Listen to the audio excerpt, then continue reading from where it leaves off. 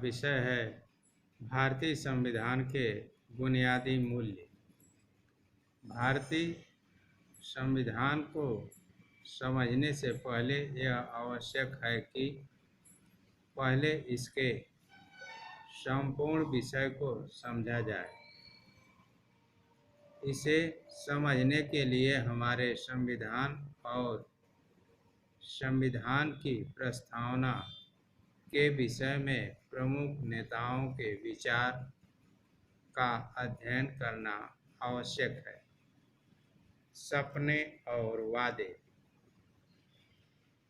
महात्मा गांधी संविधान सभा के सदस्य नहीं थे, परंतु संविधान सभा के अनेक सदस्य उनके विचारों के अनुयायी थे।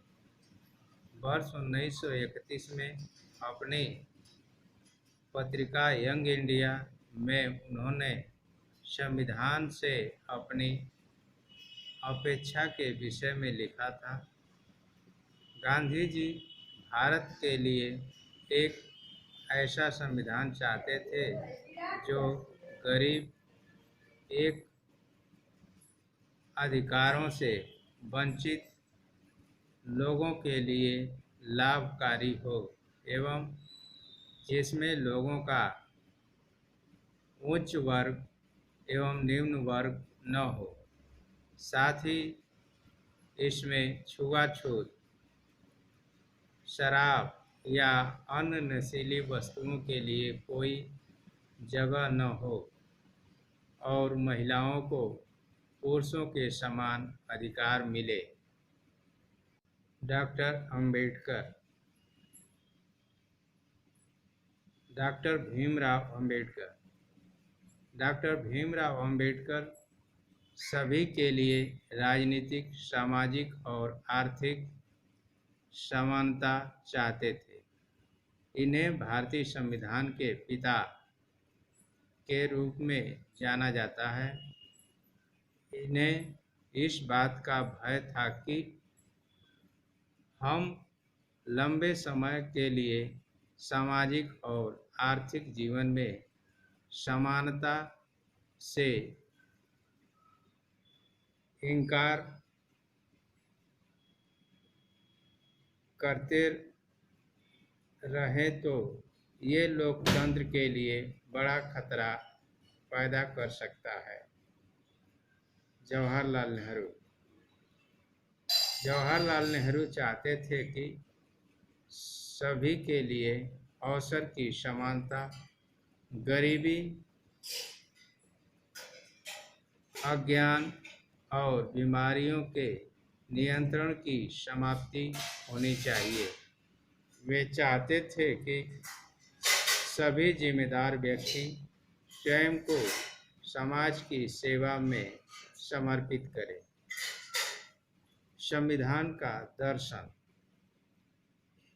जिन मूल्यों के द्वारा स्वतंत्रता संग्राम की प्रेरणा तथा उसे दिशा निर्देश प्राप्त हुए मूल्य ही भारतीय लोकतंत्र का आधार बने। इन्हें भारतीय संविधान की प्रस्तावना में शामिल किया गया है। इन्हीं के अनुरूप भारतीय संविधान की सभी धाराएं बनी हैं।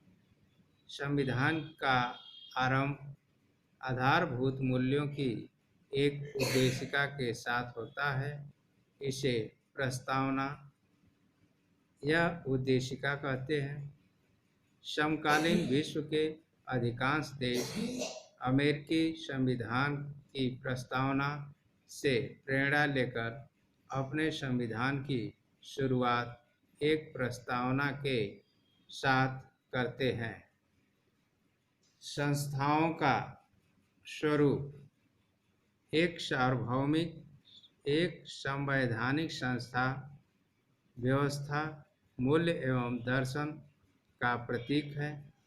भारतीय संविधान के अधिकांश भाग में इन व्यवस्थाओं की चर्चा की गई है। इन चर्चाओं को कानूनी भाषा में संविधान लिखा गया है। संविधान निर्माताओं ने सोचा कि संविधान को लोगों की भावना के अनुरूप चलाना चाहिए तथा समाज में हो रहे परिवर्तनों से दूर नहीं रहना चाहिए। संविधान निर्माताओं ने इसे पवित्र, अस्थायी तथा न बदले जा सकने वाले कानून के रूप में नहीं देखा था। इसलिए उन्होंने संविधान में परिवर्तन का प्रावधान रखा है। इन परिवर्तनों को संविधान संशोधन के नाम से जाना जाता है। भारत का संविधान प्रस्तावना।